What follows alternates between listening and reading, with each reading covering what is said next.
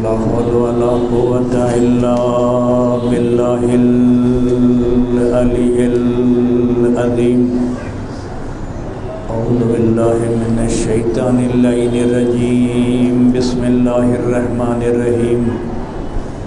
الحمد لله الذي نور قلوبنا بشعاع أنوار محبة العلوية وجعلنا من المتمسكين بولاية المرتضوية الذي فرض الله محبته ومودته على العربية والعجمية.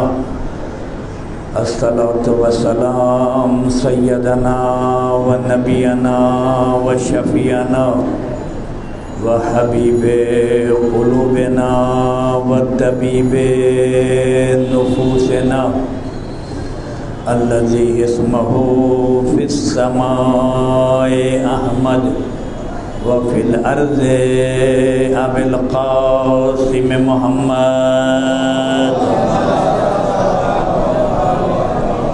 ثم الصلاة والسلام على آله الطيبين الطاهرين المعصومين من يومنا هذا إلى يوم الدين. آمين يا رب العالمين. أما بعد قال سبحانه في كتاب المبين وفرقان الحميد. بسم الله الرحمن الرحيم. يا أيها الذين آمنوا اتقوا الله وابتغوا إليه وسيلة وجاهدوا في سبيله لعلكم تفلحون. صلوات محمد علیہ سامعین گرامی،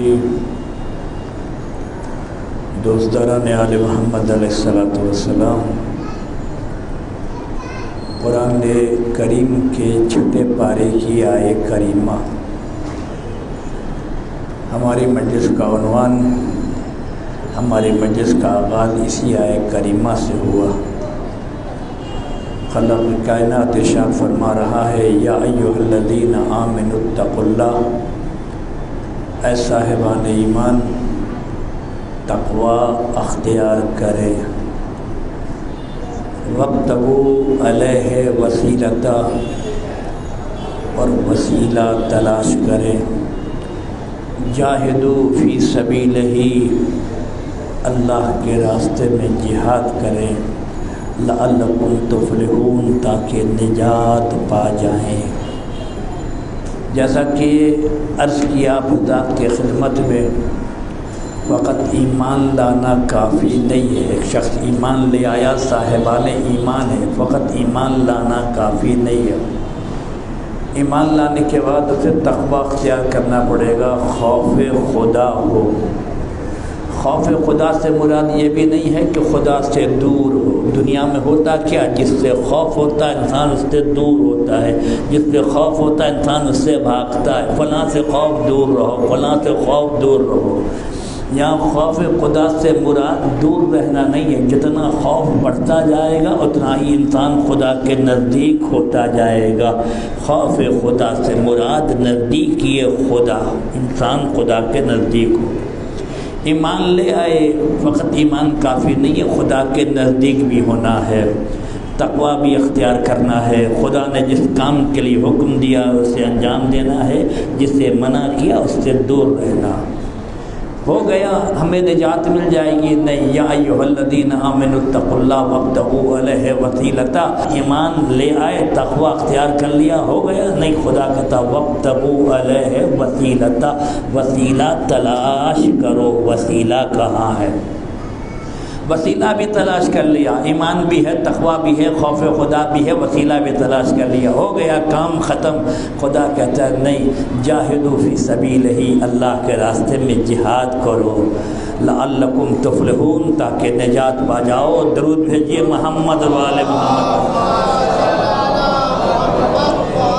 اس اعتبار سے الحمدللہ رب العالمین وسیلے کی اشد ضرورت ہے.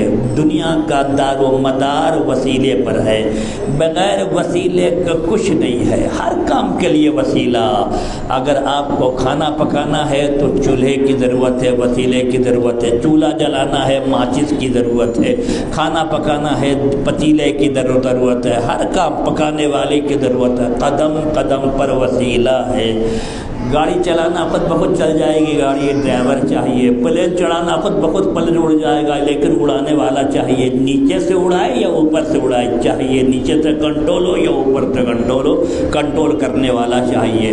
ٹرین یوں ہی چل پڑے گی نہیں. ہر کام کے لیے وسیلہ ہے. بغیر وسیلے کے دنیا میں کوئی کام نہیں ہے. جو لوگ کہتے ہیں کہ نہیں وہ وسیلے کے قائل نہیں ہے, کوئی وسیلہ نہیں, جیسے کہہ چکا ڈائریکٹ اللہ, بالکل اللہ, اللہ ہی اللہ. جو اگر ڈائریکٹ اللہ ہوتا تو اللہ کو ڈائریکٹ اپنا دین بھیج دیتا, خود ہی بھیج دیتا خدا. اگر خدا ڈائریکٹ ہوتا تو 1,24,000 انبیاء کو بھیجنے کی ضرورت کیا تھی؟ اللہ نے 1,24,000 انبیاء کو, آدم تم جاؤ, نوح تم جاؤ, ابراہیم تم جاؤ, عیسیٰ تم جاؤ, موسیٰ تم جاؤ, سب کو خدا بھیجتا رہا اپنا دین پہنچانے کے لیے. اور رسول خدا کے بعد ائمہ معصومین علیہ الصلوۃ والسلام کا سلسلہ رہا تاکہ خدا کا یہ دین جو ہے یہ سلسلہ چلتا رہے. لہذا خدا جو ہے اب وسیلے کے ذریعے دین جو پہنچا رہا ہے وسیلے کے ذریعے. بغیر وسیلے کے ذریعے خدا کا دین ہم تک نہیں پہنچا. اس اعتبار سے لیکن جو کہتے ہیں کہ نہیں ڈائریکٹ بس خدا اور خدا کے درمیان اور بندے کے درمیان اور کوئی نہیں ہو. مثالیں ہیں الحمدللہ رب العالمین اپنے نوجوانوں کے لیے کہ اگر کوئی نہیں ہے, وسیلے کی ضرورت نہیں ہے, تو خدا نہ خواستہ اگر آپ کے گھر میں چوری ہو گئی, مصلی بچھا دیجئے, اس کے بعد ہاتھ اٹھا کے خدا سے کہیے یا اللہ سامان چوری ہو گیا واپس مل جائے, یا اللہ سامان چوری ہو گیا واپس مل جائے. ڈائریکٹ تو خدا ڈائریکٹ کرے گا, خدا اسی طریقے سے آپ کا سامان جو ہے وہ خدا دلوا دے گا, آ جائے گا. نہیں, ڈائریکٹ کوئی کام نہیں ہے. خدا آپ چور جو چوری کر کے لے کے گیا ہے خدا ڈائریکٹ آپ کو نہیں دلوا سکتا. آپ کو پہلے صورت میں کیا کرنا پڑے گا؟ وسیلہ تھانے میں جا کے GD کرنا پڑے گا, کیس کرنا پڑے گا, بتانا پڑے گا ہمارا فلاں فلاں سامان چوری ہو گیا. پہلے وسیلہ تھانے میں جانا پڑے گا, پھر خدا سے دعا کرنا پڑے گا. درود بھیجیے محمد اور آل محمد, آواز بلند درود محمد اور آل محمد پر, اللہم صلی اللہ محمد. اس اعتبار سے لہذا کیا ہے وسیلہ ہے, وسیلے کے بغیر کچھ نہیں. ابھی قربانی بہت نزدیک گئی. قربانی جس کو دیکھیے کوئی گائے خرید رہا ہے, کوئی بھیڑ خرید رہا ہے, کوئی بکریاں خرید رہا ہے, جاؤ بابا گپتلی جہاں پر قربانی کا جانور بکری ہو رہا, جا کے کہو ایک گائے لے لو. وسیلے کی ضرورت نہیں, لے لو بھیا گائے. جب گائے مل جائے اس کو کہو میرا ایڈریس کہاں ہے, گائے خود بخود چلی جائے. نہیں, ونٹ لینا پڑے گا, ٹرک لینا پڑے گا, پکڑنا پڑے گا, اٹھانا پڑے گا, گھر تک لے کر آنا پڑے گا, گھر میں بھی لا کر چھوڑنا نہیں پڑے گا, کھوٹی گاڑ کے باندھنا پڑے گا. ٹھیک نا, اس اعتبار سے ڈائریکٹ گائے نہیں آئے گی. اور ڈائریکٹ اگر چھوڑ دیا کہ وسیلے کے قائل نہیں ہے, ضرورت نہیں وسیلہ, گاڑی قربانی اللہ کے راہ میں جناب ابراہیم کی سنت پر عمل ہوگا. یہ بقرعید جو کی قربانی ہے ماشاءاللہ, لہذا ڈائریکٹ یعنی خدا کے راہ میں قربانی ہے, خدا خود پہنچا دے. راستے میں نہ جانے کتنے لوگوں کا نقصان ہوگا, پھر پولیس پکڑ کے بھی لے جائے گی. درود بھیجیے محمد اور آل محمد. اس طریقے سے لہذا ڈائریکٹ کچھ نہیں ہے, سب کچھ ہے خدا کے ذریعے. یعنی خدا جو ہے وسیلے کے ذریعے, وسیلے کے بغیر خدا تک انسان نہیں پہنچ سکتا. وسیلہ چاہیے. اس اعتبار سے ہم کہتے ہیں ہر کام کے لیے وسیلہ ہے. چھت پر چڑھنا ہے وسیلہ چاہیے, بغیر وسیلے کے آپ چھت پر نہیں چڑھ سکتے. وہ بھی کیسی سیڑھی جس کا ایک حصہ نیچا ہو ایک حصہ اوپر ہو. اگر فقط اوپر کا حصہ ہے نیچے کا حصہ ہے تو آپ نہیں چڑھ سکیں گے. نیچے کا حصہ ہے، اوپر اگر آپ نہ لگے وہ سیڑھی چھت تک نہ جائے تو آپ نہیں چڑھ سکیں گے، لہذا چھت پر چڑھنے کے لیے وسیلہ چاہیے۔ اللہ نے ایسا وسیلہ منتخب کیا جو دیکھنے میں تم جاتا ہو لیکن تم جاتا نہیں ہو، بلکہ وہ اللہ کا نبی ہو، پہنچانے والا ہو۔ درود بھیجیے محمد اور آل محمد پر۔ جو پہنچو یہ نہیں کہ رسول اللہ ہم جیسے، تو ہم یہ سمجھے واقعی ہم جیسے نہیں، ہم جیسے نہیں ہے۔ نیچے ارتباط ہم سے ہے، اوپر ارتباط خدا سے ہے۔ اس اعتبار سے یہ وسیلے کے بغیر کچھ نہیں ہے۔ پتہ ہے آپ کو جناب آدم علیہ السلام، جناب اللہ نے کہا جناب آدم کو، آدم یہ گندم نہ کھانا۔ جناب آدم سے ترک اولا ہو گیا، جناب آدم نے گندم کھا لیا۔ جب ترک اولا ہوا تو جناب آدم بہت روئے، اللہ نے منع کیا تھا، ہو گیا۔ اس کے بعد جب گندم کھا لیا تو اللہ نے جنت کے لباس جناب آدم سے لے لیے تو پھر جناب آدم نے گریہ کیا۔ ایک تو ترک اولا ہوا، جنت کے لباس اللہ نے جناب آدم سے لے لیا، پھر جناب آدم نے گریہ کیا۔ اس کے بعد اللہ نے جنت سے زمین پر جناب آدم کو بھیج دیا۔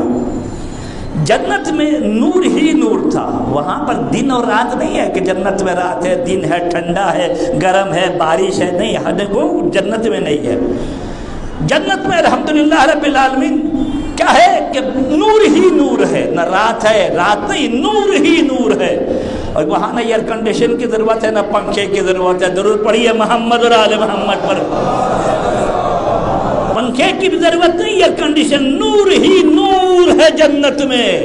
لہذا جب جنتی جب جنت میں پہنچیں گے، علی کے چاہنے والے جب جنت میں پہنچیں گے تو روایت میں ہے، کہیں گے پالنے والے روایت میں تو یہی ہے، قرآن تو یہی کہتا ہے کہ وہاں جنت سورج نہیں ہوگا۔ پالنے والے جب وہاں سورج نہیں ہوگا تو یہ روشنی کیسی ہے، یہ نور کیسا ہے؟ روایت میں ہے کہ خدا کہے گا علی اور فاطمہ، یہ دونوں زوجہ اور شوہر جب آپس میں رہتے تھے، علی کچھ باتیں کرتے تھے، فاطمہ مسکراتی تھی، فاطمہ جب کچھ کہتے تھے علی مسکراتے تھے، دونوں کے دندان مبارک سے نور نکلتا تھا۔ اللہ نے جنت میں اسی نور سے سجا دیا ہے۔ درود بھیجیے محمد اور آل محمد پر۔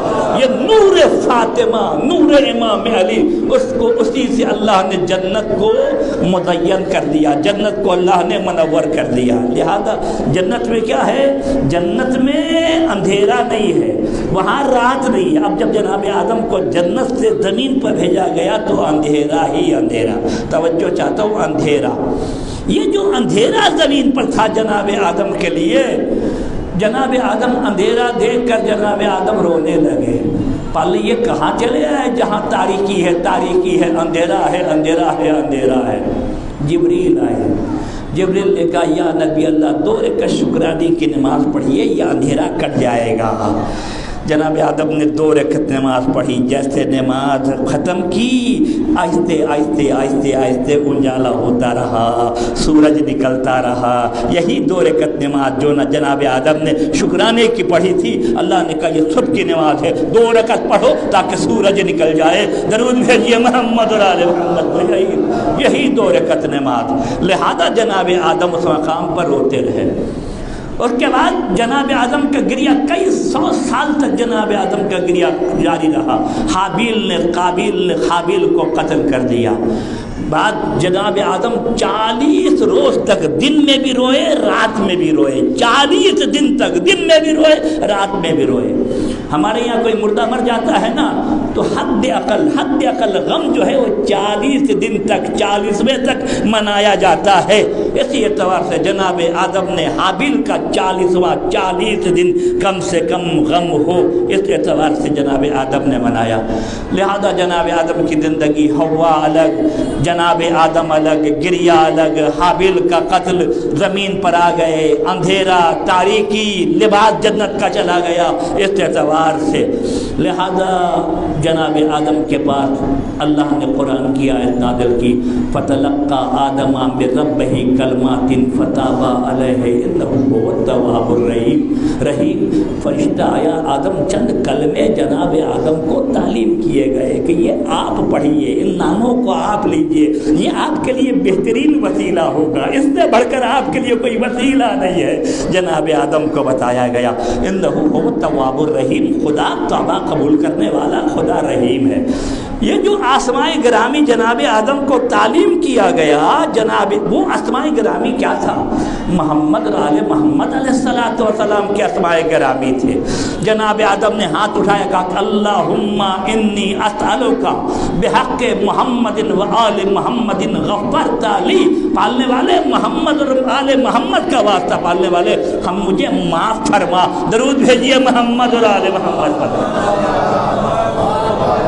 خدا نے معاف کیا جناب آدم علیہ السلام کو معاف کیا، اسی اعتبار سے جناب آدم کی تمام مصیبتیں کٹی۔ جلدی جلدی میں آپ حضرات کی خدمت میں، جناب نوح نبی ہے۔ جناب نوح 2500 سال جناب نوح کی عمر ہے۔ 1350 سال یا 950 سال جناب نوح نے تبلیغ کیا۔ اس مدت میں 80 سے زیادہ انسان خدا پر ایمان نہیں لے آئے، فقط 80 افراد۔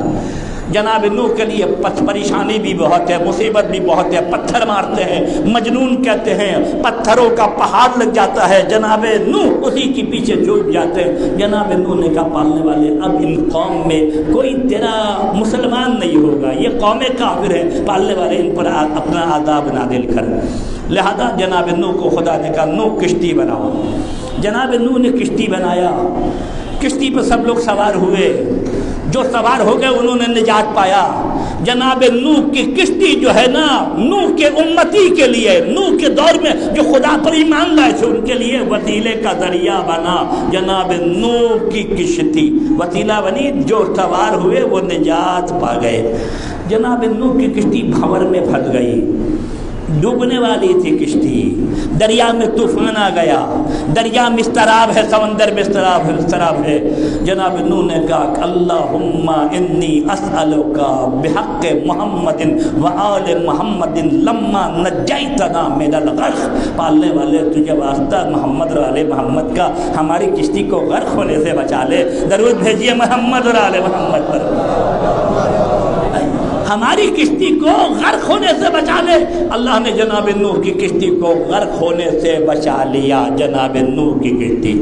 آگے آئیے، جناب ابراہیم علیہ السلام، نار نمرود میں جناب ابراہیم کو پھینکا جا رہا ہے، آتش نمرود ہے، منجلیق میں جناب ابراہیم کو رکھا گیا، قریب کوئی آ نہیں سکتا، آسمان سے پرندہ گزر نہیں سکتا۔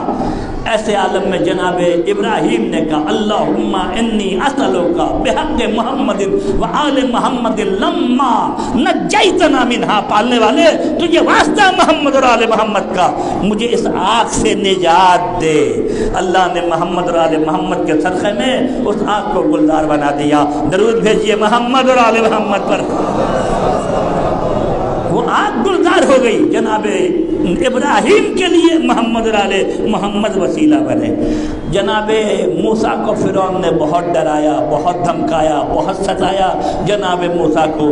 جناب موسیٰ جب فرعون کے پاس جا رہے ہیں، خوف زدہ ہے جناب موسیٰ، یا جناب موسیٰ جب دریا نیل میں چلنے لگے، پیچھے سے دیکھا فرعون کا لشکر آ رہا ہے، جناب موسیٰ بہت خائف ہے، کرے تو کیا کرے۔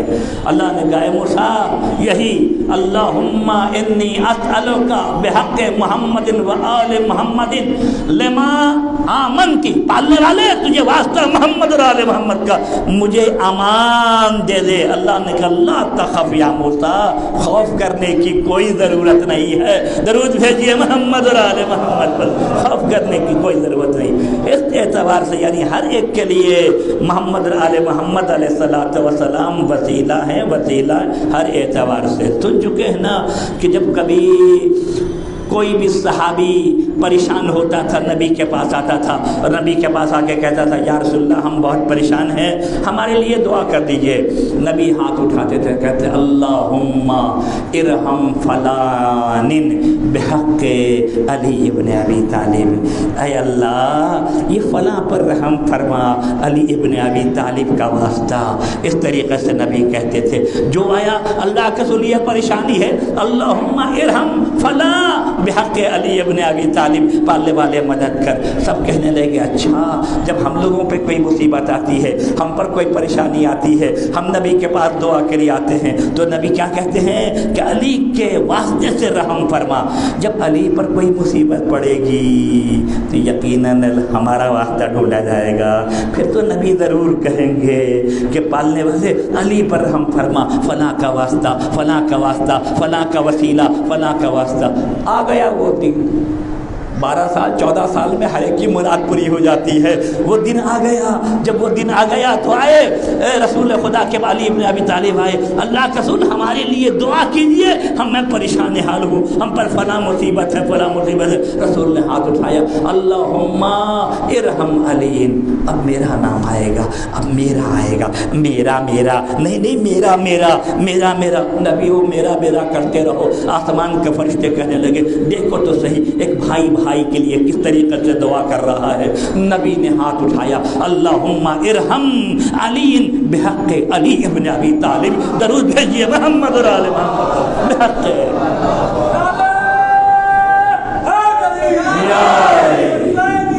زندہ باد زندہ باد مردہ۔ ایھا الذین آمنوا اتقوا اللہ وابتغوا الیہ وسیلۃ وجاہدوا فی سبیلہ ولعلکم تفلحون۔ اے صاحبان ایمان تقوی اختیار کرو اور ساتھ ہی وسیلہ تلاش کرو۔ کہنے لگے وسیلہ آل محمد نہیں ہے، وسیلہ نماز ہے۔ کیسی دشمنی ہے، درود بھیجیے محمد اور آل محمد پر۔ کیسی دشمنی ہے آل محمد سے۔ کہنے لگے وسیلہ آل محمد نہیں ہے، وسیلہ نماز ہے۔ نماز نماز وسیلہ ہے، نماز آپ کو خدا تک پہنچائے گی۔ ہم آل محمد کے مذہب میں الحمدللہ رب العالمین نماز کی بہت اہمیت ہے، بہت اہمیت نماز کی۔ اس نماز کے خاطر پتہ ہے آپ کو جنگ صفین میں علی ابن ابی طالب علیہ السلام کے ساتھ جنگ ہو رہی ہے، جب نماز کا وقت آیا تو میرے مولا نے کیا کہا، نماز کے لیے آمادہ ہو جاؤ۔ مولا یہ وقت تو جنگ کا ہے، نماز کا نہیں ہے۔ مولا کے کیا جملے ہیں، مولا نے کہا یہ جنگ نماز کو قائم کرنے کے لیے ہو رہی ہے، روکنے کے لیے نہیں۔ درود بھیجیے محمد اور آل محمد، روکنے کے لیے۔ یہ علی ابن ابی طالب علیہ السلام کی نماز، رسول خدا کی نماز، ساری رات رسول خدا نماز پڑھے، پیروں میں برہم آ جا رہا ہے۔ اللہ کہہ رہا ہے میرے نبی میں آپ کو نبی اس لیے نہیں بنایا کہ آپ اپنے آپ کو تکلیف میں ڈالیں۔ یہ نماز اور آیت اللہ دست غیب کی کتاب ہے گناہ کبیرہ۔ اس گناہ کبیرہ میں ہمارے چھٹے امام سے پوچھا گیا، مولا یہ بتائیے جو نماز نہیں پڑھتا وہ کیا ہے؟ امام نے فرمایا فقد کفرا، جو نماز نہیں پڑھتا اس نے کفر کیا ہے۔ مولا جو نماز نہیں پڑھتا اس نے کفر کیا ہے؟ کہا کہ ہاں۔ مولا دلیل کیا ہے؟ امام نے فرمایا خدا نے کہا اقیموا الصلاۃ ولا تکونوا من المشرکین، نماز پڑھو مشرک نہ بنو۔ درود بھیجیے محمد اور آل محمد پر، نماز پڑھو مشرک نہ بنو۔ اس اعتبار سے نماز کی اہمیت ہمارے مذہب میں الحمدللہ رب العالمین بہت زیادہ ہے۔ نماز کیا ہے اس اعتبار سے رسول خدا نے کہا لیس من امتی من تخفف بصلاتہ، میری امت سے وہ شخص نہیں ہے جو نماز کو ہلکا سمجھے۔ مولا علی نے فرمایا لا ینال ولایتنا من تخفف بصلاتہ، وہ ہمارے ولایت کا قائل نہیں ہے جو نماز کو ہلکا سمجھے۔ امام حسین سید سجاد امام جعفر صادق نے فرمایا، امام نے لا ینال شفاعتنا من تخفف بصلاتہ، جو نماز کو ہلکا سمجھے ہم آل محمد اس کی شفاعت نہیں کریں گے۔ درود بھیجیے محمد اور آل محمد پر، نہیں کریں گے۔ اس اعتبار سے نماز کی بہت اہمیت ہے۔ نماز کہتے ہیں نماز وسیلہ، میں بتاتا ہوں آپ کو نماز وسیلہ ہے یا نماز وسیلہ نہیں ہے چند لمحہ۔ اس کے بعد نماز، یقیناً نماز بہت بڑی عبادت ہے۔ نماز کے بارے میں روایت ہے لا خیر فی الدین لا صلاۃ فی الدین، دین میں کوئی خیر نہیں ہے اگر نماز نہیں ہے۔ آپ روزہ رکھیں، حج کریں، زکات دیں، خمس دیں، جو کریں، آپ اگر نماز نہیں پڑھتے کچھ نہیں ہے، کچھ۔ حتیٰ تاکہ عزاداری کریں، عزاداری امام حسین علیہ السلام، لیکن نماز نہیں ہے تو عزاداری بھی نہیں ہے، عزاداری ہے تو نماز ہے، نماز ہے تو عزاداری ہے، دونوں لازم اور ملزوم ہے۔ حسین کا عزادار بے نمازی نہیں ہوتا۔ اس اعتبار سے لہذا نماز، تمام عمل آپ کے قبول ہوں گے اگر نماز قبول ہے، آپ کے اور کوئی عمل آپ کا قبول نہیں ہوگا اگر آپ نماز نہیں پڑھتے۔ جس کی مثال میں اپنے نوجوانوں کے لیے دیتا ہوں، ایک عمل آپ نے کیا، توجہ بہت غور سے، ایک عمل آپ نے کیا، یہ آپ کا عمل تسبیح کے دانے کے مانند ہے۔ یہ عمل ایک نے کیا، خدا نے ایک تسبیح کا دانہ دے دیا، ایک اور عمل کیا، ایک اور تسبیح کا دانہ مل گیا، ایک اور عمل کیا، ایک اور تسبیح کا دانہ مل گیا۔ جتنے عمل کرتے گئے تسبیح کا دانہ ہمیں ملتا گیا۔ دانہ، یہ جو دانہ ملا یہ ہمارے ہاتھ کی 2 ہتھیلی، دانہ بھرتے بھرتے بھرتے یہ 200 تقریباً تسبیح کا دانہ، 200 عمل یہ ہمارے ہاتھ میں ہے۔ توجہ چلاؤ، 200۔ اس کے بعد جب 200 یہ دانہ جو عمل کار خیر ہمارے ہاتھ میں تسبیح کے دانے کی صورت میں، شیطان نے دھکا دیا، ایک گناہ ہو گیا، ایک دانہ گر گیا، ایک دانہ گر گیا، اس کے بعد پھر ایک اور کچھ ہو گیا، ایک دانہ اور گر گیا، پھر ایک گناہ اور ہوا، ایک دانہ اور گر گیا۔ گرتے گرتے 200 دانے میں سے 4 دانہ یا 5 دانہ تسبیح کا ہمارے پاس بچ گیا۔ لیکن یہ جو 200 دانہ ہے، اس کو اگر دھاگے کے ذریعے تسبیح بنا لیا جائے، کتنا دانہ ہو یہ تسبیح میں معیار نہیں ہے، کتنا ہو، 100 ہو، 2 ہو، 1000 ہو، 10,000 ہو، لیکن اگر اس دھاگے سے تسبیح بنا لیا جائے تو پھر گرنے کا کوئی سوال نہیں ہے، وہ تسبیح اسی طریقے سے رہے گی۔ لہذا تمام عمل تسبیح کا دانہ ہے، اور نماز وہ دھاگا ہے جو تمام عمل کی حفاظت کرنے والا ہے۔ درود بھیجیے محمد اور آل محمد پر۔ نماز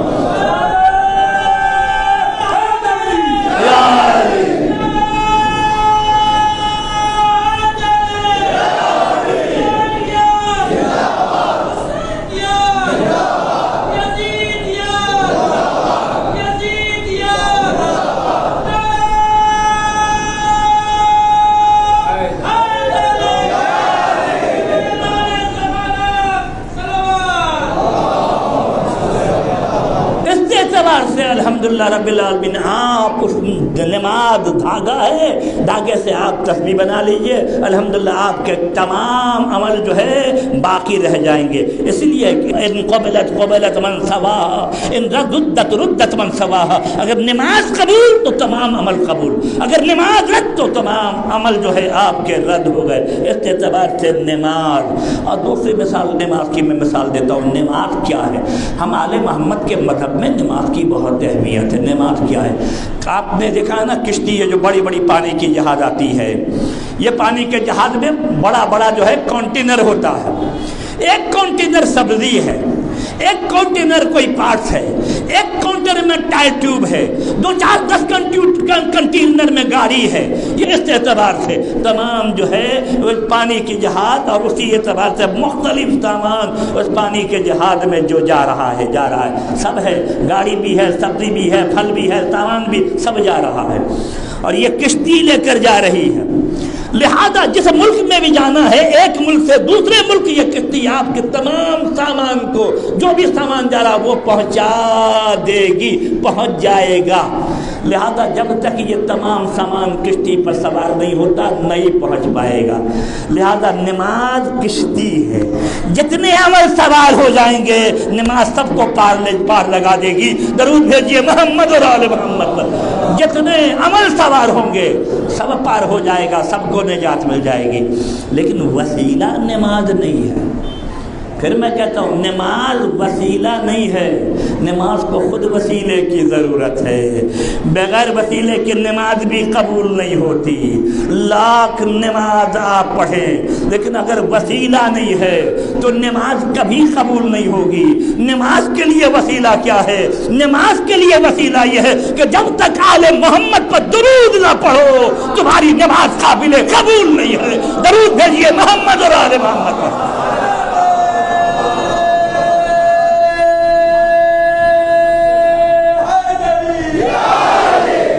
جب تک آل محمد پر درود نہ پڑھو تمہاری نماز قابل قبول نہیں ہے۔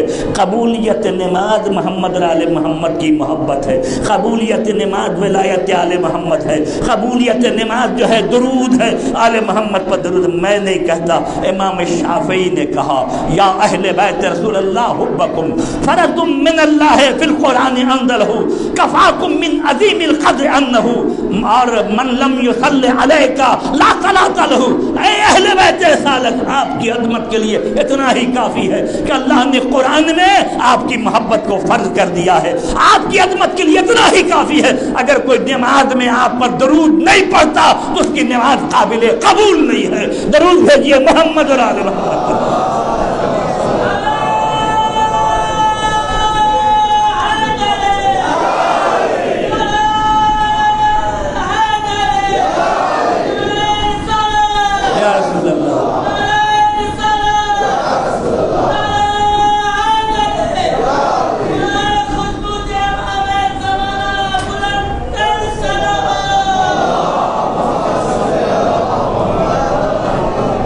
لہذا نماز وسیلہ نہیں ہے، نماز خود وسیلے کی محتاج ہے۔ وسیلہ وہ ہے جو کسی چیز کا محتاج نہ ہو، خدا کا محتاج ہو۔ وسیلہ اور خدا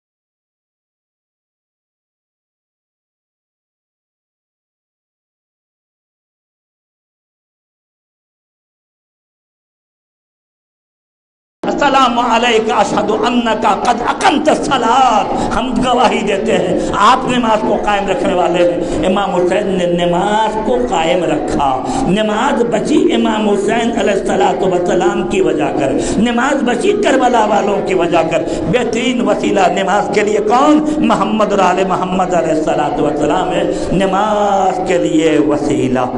لہذا اس لیے کہتا ہوں مخصوصاً اپنے نوجوان بھائیوں سے، مجلس میں آؤ، منع نہیں ہے۔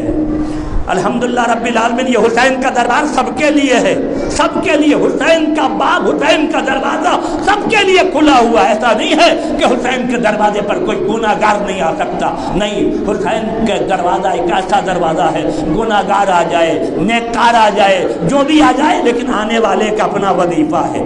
اگر حسین کے دربار پہ آنے والا آ رہا ہے، اگر نیک ہے تو حبیب ابن مظاہر کا وظیفہ ہے، اور حسین کے دربار میں اگر آنے والا گناہگار ہے اس کا بھی وظیفہ ہے، حضرت حر کا وظیفہ ہے۔ لیکن یاد رکھیے، اگر حبیب بن کر آئے گا جب بھی زینب سلام کریں گی، حر بن کر آئے گا جب بھی زینب سلام کریں گی، درود بھیجیے محمد اور آل محمد پر۔ اللہ اکبر، یا رسول اللہ۔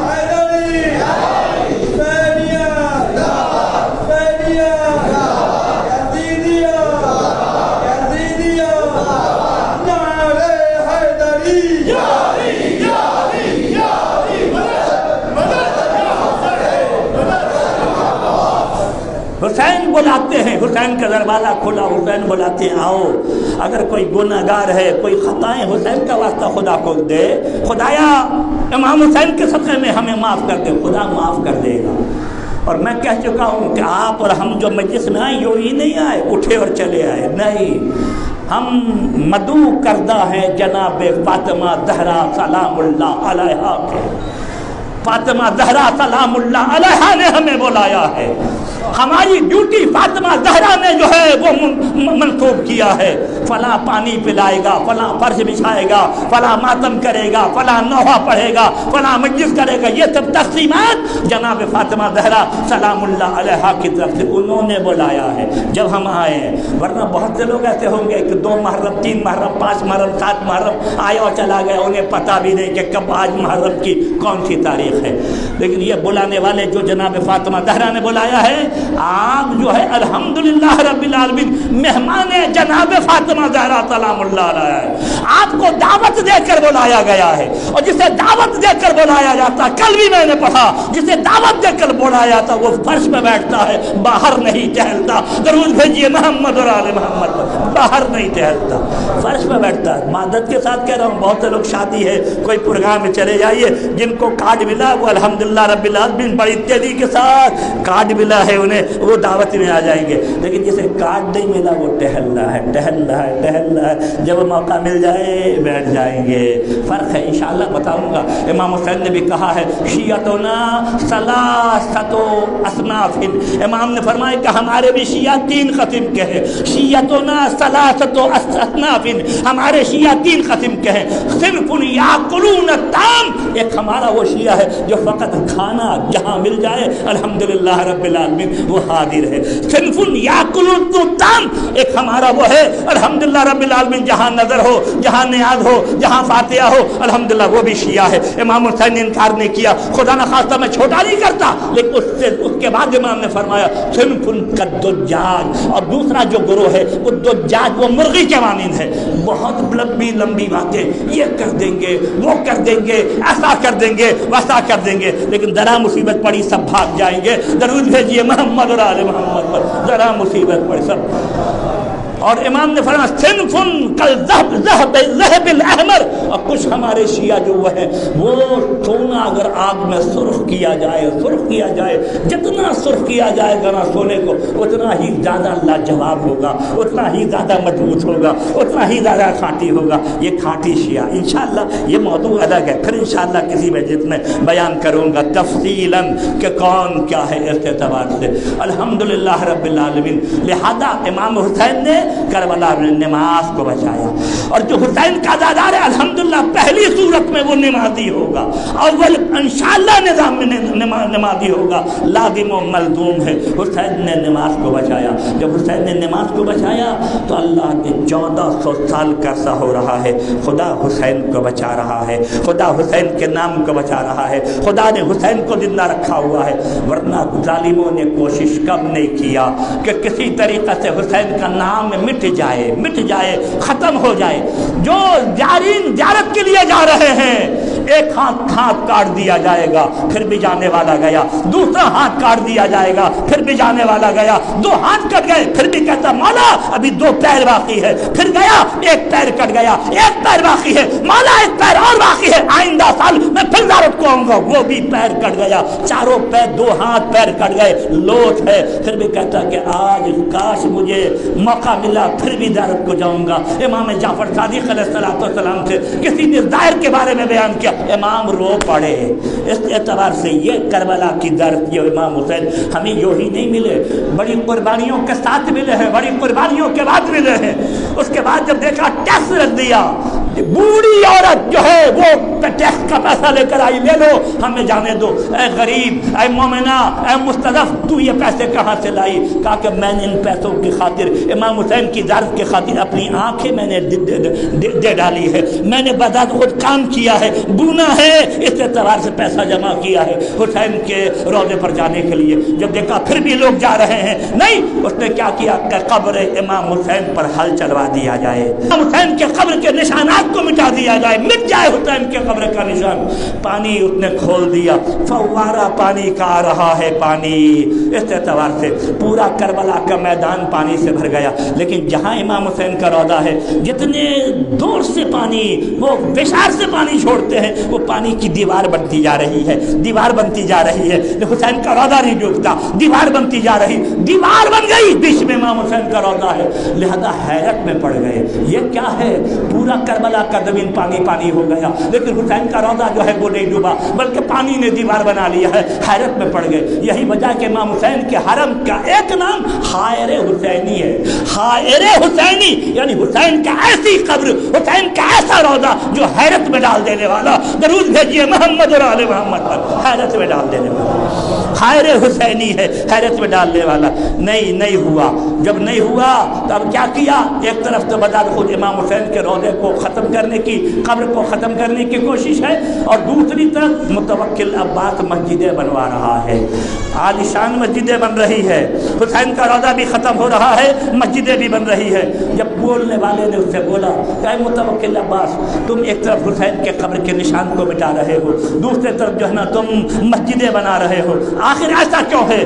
तो कहता है देखो उसमें और इसमें फ़र्क है, तवज्जो चाहता हूँ, उसमें और इसमें फ़र्क है। क्या फ़र्क है? का फ़र्क ये है कि ये हमारी बनाई हुई मस्जिद है, हमारा भेजा हुआ पेश इमाम है। जब ये खुतबा देता है ना तो जो सामीन होते हैं, जो मुसल्लीन होते हैं, जब ये खुतबा देता तो वो आंगते हैं, वो सोते हैं, वो जागते नहीं है। फ़र्क है।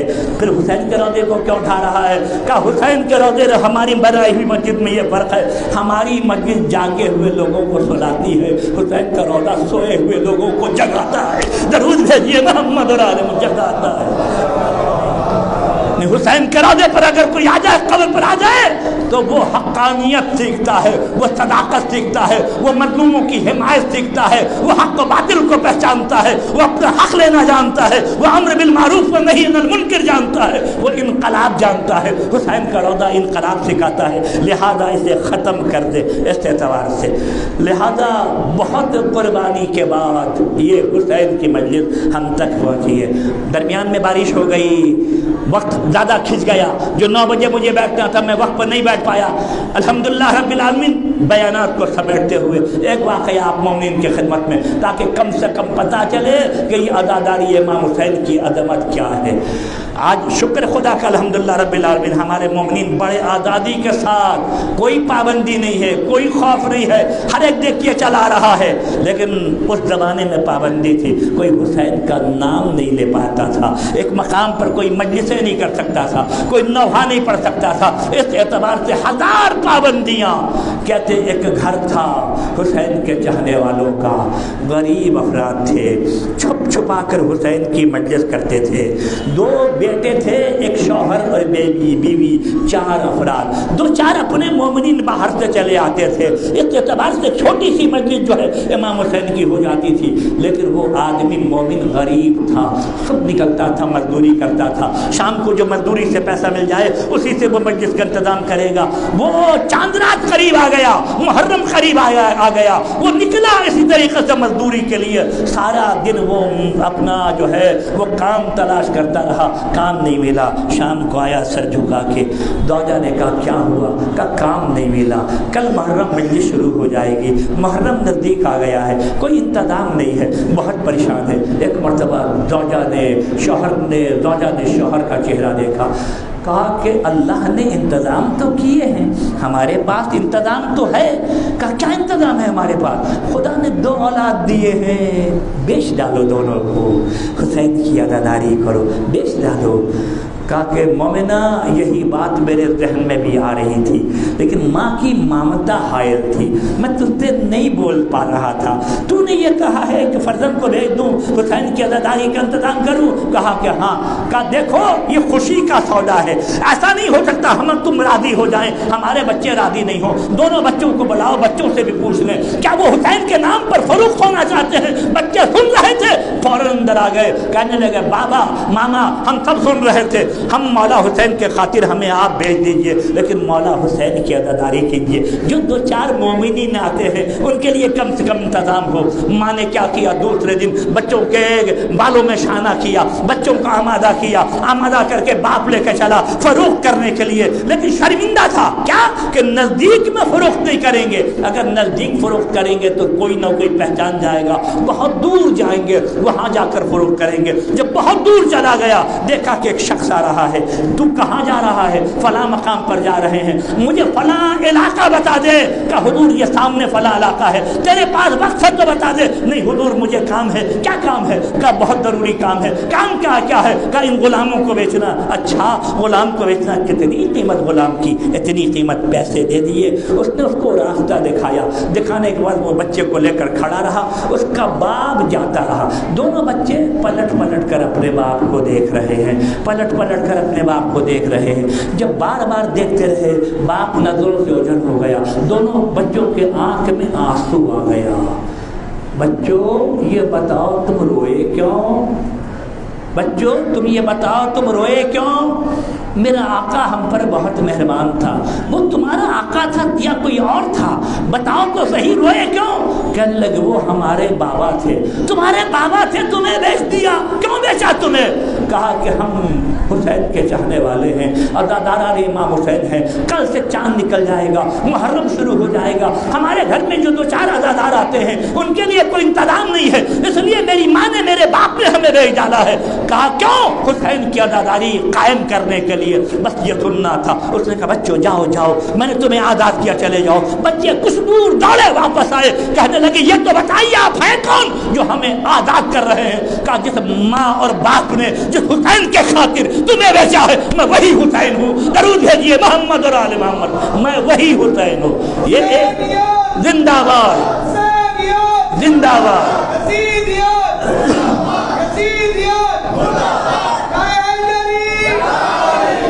میں وہی حسین ہوں۔ یہ ایک میں نے دو طرح کی یہ واقعات دو طرح سے پڑھا، یہ ایک اور ایک کیا ہے کہ وہ سوار ان بچوں کو لے کر چلا۔ جب ان بچوں کو لے کر سوار چلا تو جانے کے بعد ایک مقام پر پہنچا، ایک ضعیف خاتون تھی۔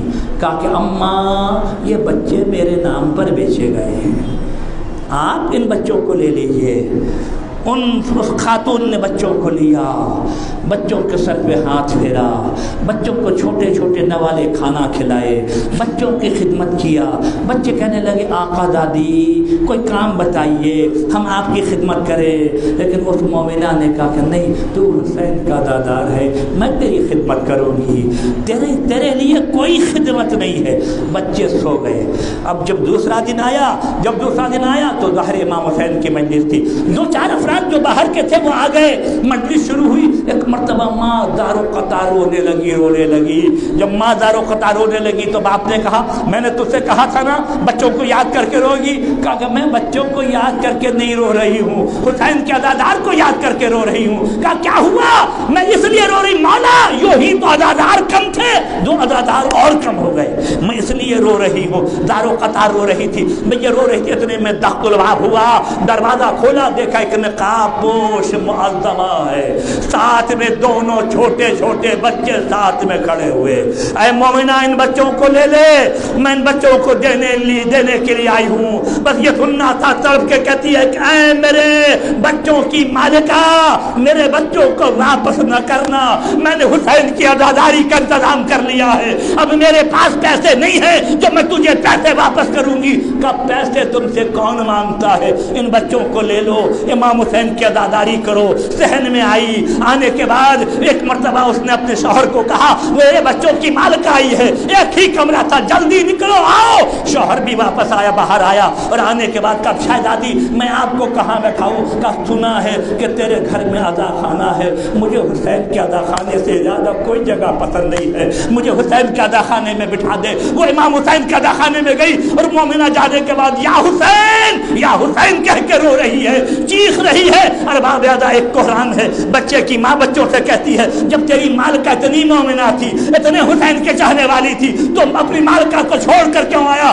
بچے یہ کہنے لگے مادر گرامی یہ بزرگ ہمیں لے کے گئے، لے جا کر دیا اور اپنی ضعیفہ کو دیا اور کہا کہ اماں یہ بچے میرے نام سے بیچے گئے ہیں۔ یہ مومنہ نے ہمارے بالوں میں شانہ کیا، ہماری خدمت کی اور کہا میں تمہاری خدمت کروں گی لیکن تم سے خدمت نہیں لوں گی۔ اور اماں تھوڑی دیر پہلے وہی بزرگ وہی نوجوان آئے، کہا کہ اماں اس کی ماں رو رہی ہے، حسین کے عزادار کم ہو گئے ہیں، اماں جا کر دے کر آؤ، اس لیے میں لے کر آئی ہوں، بس یہ سننا تھا۔ اس کہنے لگا، وہ بچہ نے کہا اچھا تیری مالکہ بہت مومنہ ہے، امام حسین کے چاہنے والی ہے، دوڑ کے آئی, کہنے لگی شہزادی آپ کے بچوں کا نام کیا ہے؟ اپنے بچوں کا نام بتائیے. کہا تم میرے بچوں کا نام پوچھ کر کیا کرو گی؟ کہا شہزادی جس طریقے سے آپ نے ہمارے نور نظر کو واپس کر دیا, حسین کے عزادار کو واپس کر دیا, میں بھی دعا کروں گی خدایا اس مومنہ کے فرزند کو صحیح و سالم رکھنا, اس پر مومنہ کی فرزند کی حفاظت کرنا. بس یہ سننا تھا. وہ نقاب پوش معظمہ کھڑی ہوئی کہ میرے فرزند کے لیے دعا نہ کرو, میں فاطمہ ہوں, کربلا میں میرا گھر اجڑ گیا, کربلا میں میرا گھر اجڑ گیا, میرے فرزند کے لیے دعا نہ کرو, میرا حسین کربلا میں مارا گیا, میرا اکبر کربلا میں مارا گیا, سب کربلا میں شہید ہو گئے, میں فاطمہ ہوں, حسین کی ماں ہوں. مجھے حسین کی عزاداری سے بہتر اور کوئی چیز پسند نہیں ہے, حسین کی عزادار جناب فاطمہ زہرا. ہاں مومنین کرام, پتہ ہے آپ کو, دوسری محرم کو ہمارا امام, آپ کا امام کا ناقہ چلتے چلتے چلتے ایک مرتبہ دوسری محرم کو امام کا ناقہ رک گیا. امام لاکھ کوشش کر رہے ہیں یہ ناقہ آگے بڑھے, لیکن ناقہ آگے نہیں چلتا. جب ناقہ آگے نہیں جاتا تو امام ایک مرتبہ اترے. اترنے کے بعد پوچھا ہے لوگوں بتاؤ زمین کا نام کیا ہے؟ کسی نے کہا غادریہ کہتے ہیں. اے لوگوں بتاؤ زمین کا کوئی اور نام بھی ہے؟ کسی نے کہا زمین کو شرط فرات کہتے ہیں. اے لوگوں بتاؤ زمین کا کوئی اور نام بھی ہے؟ کسی نے کہا نینوا کہتے ہیں. اب امام حسین ان جمالوں کی طرف بڑھے جن کے اونٹ کے رائے پر رہتے تھے. اے جمالوں بتاؤ زمین کا کوئی اور نام بھی ہے؟ میں کہتا ہوں بتانے والوں کہہ دو مولا اور کوئی نام نہیں ہے, لیکن ایک جمال کہتا فرزند رسول اس زمین کو کربلا کہتے ہیں. بس کربلا کا نام سننا تھا. ارباب اعضا بھائی عباس محمل سے اہل حرم کو اتار لو, یہ زمین ہمارے لیے پیدا ہوئی ہے, میں زمین کے لیے پیدا ہوا ہوں. ارباب اعضا تمام بیویاں کربلا کی زمین پر اتری. عباس نے اپنا خیمہ نہر فرات کے کنارے لگایا. ارباب اعضا جب بیویاں اتری ہے نا, ایک مرتبہ شہزادی زینب نے کہا بھیا میں زمین پر نہیں رہوں گی بھیا, کیوں جیسے ہی میں نے زمین پر قدم رکھا ہے نا اس زمین کی خاک میرے سر پہ پڑ گئی بھیا, میرے ساتھ جو ہے رسول کی امانتیں ہیں, زینب اس مقام پر نہیں رہے گی. ارباب اعضا حسین نے زینب کو سمجھایا, زینب حسین زمین کے لیے پیدا ہوا ہے. امام نے بتایا اتنے میں ارباب اعضا کیا ہوا, ایک پشتے خیمے سے ایک مومنہ کے رونے کی آواز آئی. زینب نے کہا بھیا اس مومنہ سے کہو کہیں اور جا کر روئے, اس خاتون سے کہو کہیں اور جا کر روئے, میرے ساتھ رسول کی امانتیں ہیں. ایک مرتبہ حسین نے دیکھا, کہا بیٹا دیکھا, دیکھ کر کہا زینب تو نے نہیں پہچانا یہ مومنہ جو رو رہی ہے؟ آواز آئی حسین میں تیری ماں فاطمہ ہوں, میں مدینے سے آ گئی, حسین میں کربلا میں موجود رہوں گی, ہر مقام پر موجود رہوں گی. جناب فاطمہ زہرا سلام اللہ علیہا. ارباب اعضا تھوڑی دیر میں یزید کی فوج آ گئی. یہ جو یزید کی فوج آئی ہے ارباب اعضا آئے, حسین کے خیمے کو دریا کے کنارے سے ہٹائیں گے. حسین اپنا خیمہ ہٹاؤ. جناب عباس کو جلانا گیا. عباس کے ہوتے ہوئے حسین کے خیمے کے قریب کوئی آ جائے, زینب کے خیمے کے قریب کوئی آ جائے, کہ کس کی مجال جو اس خیمے کے نزدیک آ جائے یا اس خیمے کو اس مقام سے بلند کرے. حسین کو جب پتا چلا عباس کو غیظ آ گیا, کہ بھیا عباس خبردار یہ خیمہ ہٹاتے ہیں ہٹا دو, اگر تم نے خیمہ نہیں ہٹایا تو دنیا یہ کہہ دے گی کربلا میں حسین سے جو جنگ ہوئی ہے یزید سے پانی کے خاطر جنگ ہوئی. بھیا عباس حسین کی جنگ پانی کے خاطر نہیں ہے, حسین کی جنگ جو ہے اب میرے نانا کے سنت کے خاطر ہے, حسین کی جنگ جو ہے بدعت کو ختم کرنے کے خاطر ہے, حسین کی جنگ جو ہے اللہ کے دین کی حفاظت کرنے کی خاطر ہے. بھیا عباس رہنے دو, بھیا عباس اٹھا لو خیمے کو. ارباب اعضا میں کہوں گا آج جب تک عباس ہے, زینب کو سہارا ہے, ام کلثوم کو سہارا ہے, لیلا کو سہارا ہے, بیویوں کو سہارا, بڑی دھارا سے حسین کو عباس سے. لیکن ارباب اعضا یہی قمر بنی ہاشم ابو الفضل عباس, عباس جب نہ رہے, عباس جب دنیا سے چلے گئے, بیویوں کی آس ٹوٹ گئی. حسین نے کمر کو پکڑ لیا, بھئی عباس الان ان کا سرا زہری, انا للہ وإنا إليه راجعون۔ اللہ تجھے واسطہ محمد اور آل محمد کا جملہ مومنین مومنات کے قصر گناہ کو معاف فرما۔ یا اللہ جملہ مومنین مومنات کے دلی مقاصد کو بدلا۔